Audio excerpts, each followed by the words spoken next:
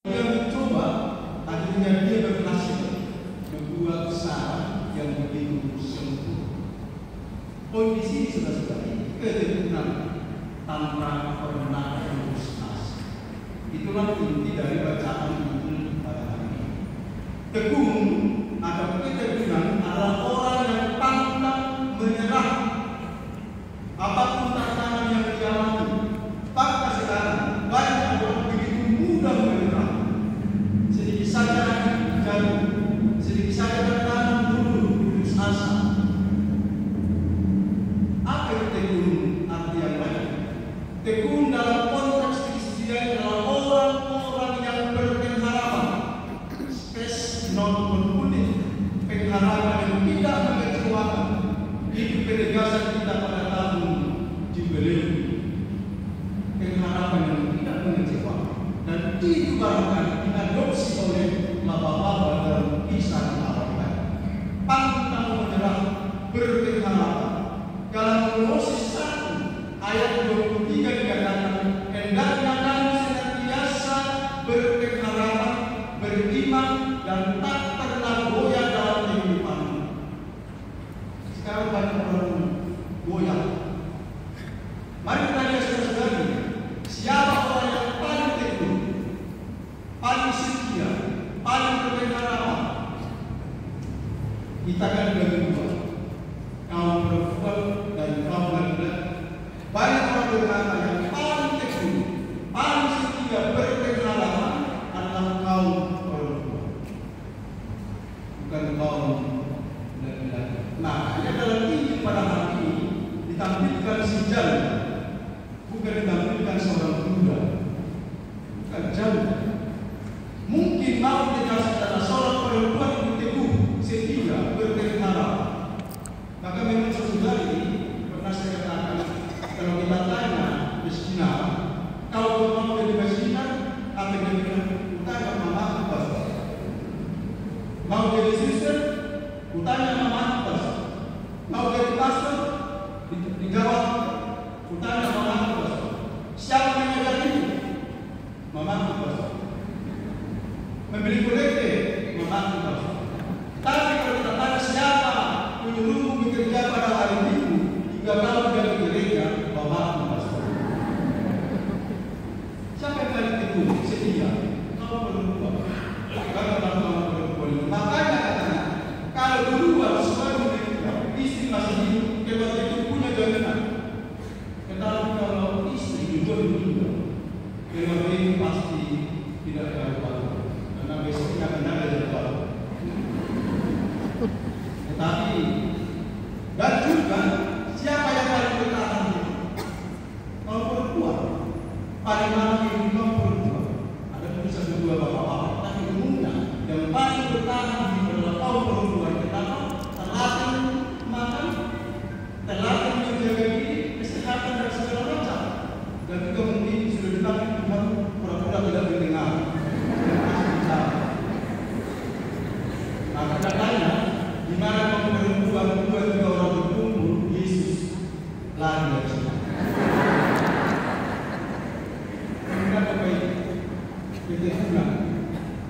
Dalam bacaan Injil ditampilkan seorang janda yang memohon agar hakim membela perkara. Janda di sini saudara adalah perwakilan gambaran orang yang tidak punya puas, tidak punya pengaruh, tidak punya masa depan, tidak punya apa-apa. Gambaran janda.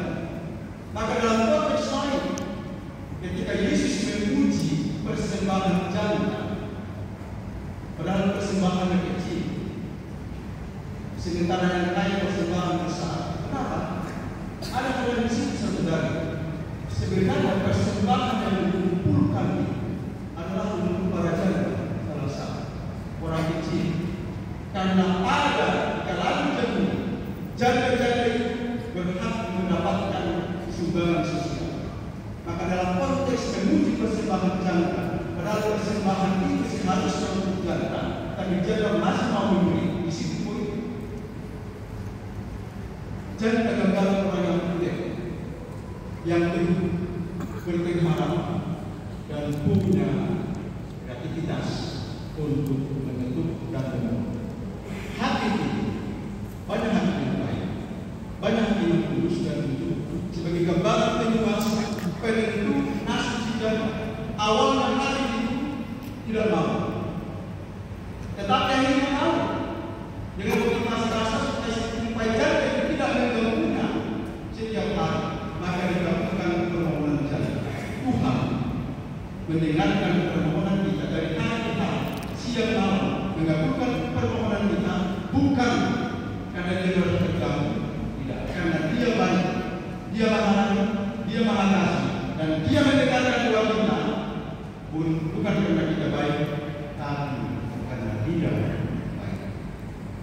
Maka refleksi kita sederhana sebagai kata kunci dalam bertekun.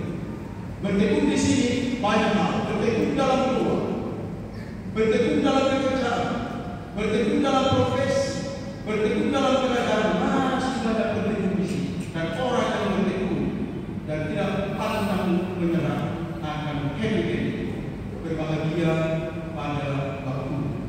Inilah hidup kan. Banyak memberi dari awal bertahan pada yang menjadi kemenangan. Bertekun sekali. Suatu kali seorang pengurus lingkungan membawa calon pengantin ke kantor perawati. Calon pengantin ini bekerja di Malaysia. Cuti terbatas hanya 3 hari.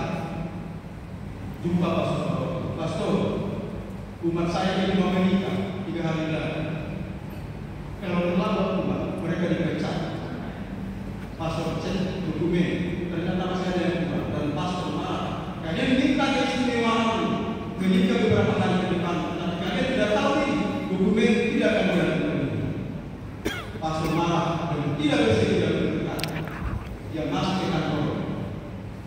Pengurus lingkungan ini berpikir kalau tidak berdekat umat masa depannya juga.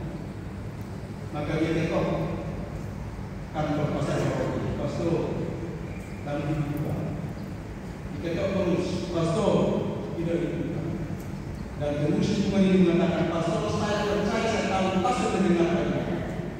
Seperti dikatakan dalam kitab suci, ini Allah, maka kami berikan. Carilah maka kamu akan membantukan dan ketoklah maka pintu akan dibukakan.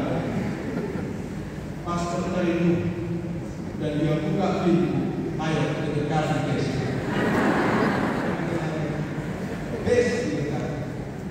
Berpengalaman kita ini saat dua orang langsung saat permohonan ditolak langsung meninggalkan kita.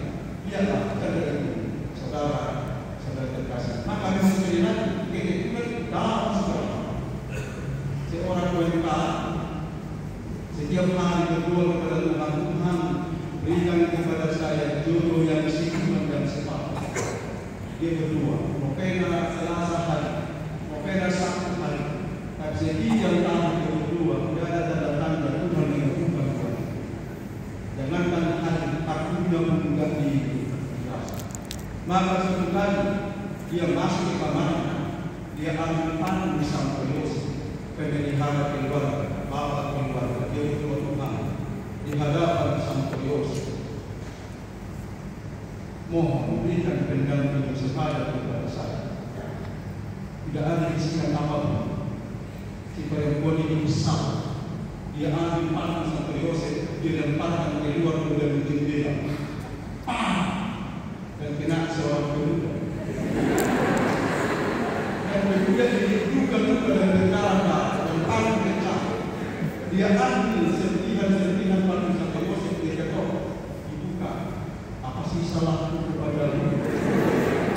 Kau lempar patung orang miskin kepada saya. Perempuan itu kebetulan perawat, dibalut luka-luka, ditaruh di tali, ditaruh obat merah, dan akhirnya apa? Mereka percaya dan itulah sebab ini. Benar, saudara. Ketika kita mengetuk senantiasa Tuhan akan mendekatkan kita, bukan karena Dia maha segala, bukan karena Dia maha baik, maha kasih dan maha. Kemudian saudara, mari kita saling mengerti, saling memahami kebutuhan diri dan hari seseorang. Hari ini awalnya tidak mengerti kebutuhan saudara, tapi akhirnya dia memahami mengerti dan harus melakukan permintaan saudara ini. Kita kendali motivasinya kurang baik. Kita pun saudara ketika dipanggil Tuhan saling mengerti, saling memahami kondisi kebutuhan dia dalam realitas seseorang. Tanggal 17 Agustus yang lalu kalau kita ingat, tepat pada hari ini, saya bisa di salah satu stasiun Jalan 10. Selesai misa, saya pergi makan di salah satu laut jalan gereja. Itu pernah kita tahu Nabi Nada, mana Nabi Nada. Bagus sekali, manis sekali. Mungkin saingan dari sini tidak ada. Datang lagi siapa? Aku punya belakang. Nah, ketika saya masuk taman penuh, aku syukur ada satu meja yang kosong. Saya langsung duduk, saya pesan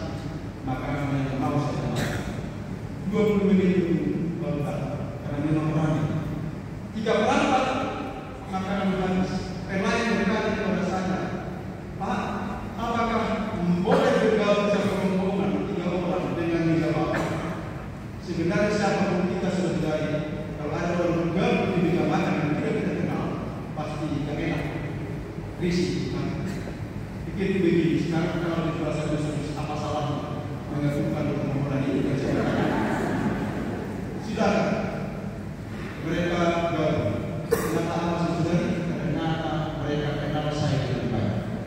Dan mereka juga baru bisa gitu. Tapi saya tidak kenal mereka, kenal saya. Kan? Nah, ketika mereka marah, utahan-tahankan belakangan. Karena kalau belum berupaya itu orang muda itu kan. Dan disitulah pun mereka mengerti memahami saya. Masa ini tidak punya duit. Dan mereka banyak mengatakan saya. Maka Bapak Ibu, kalau bertemu dengan pastor lalu restoran, mengertilah sedih. Jangan kata seperti itu. Maka saudara-saudari, saja yang seperti kita itu dalam sejarah laut dan mari kita mengerti kondisi realitas sesama kita. Ketika kita berbuat baik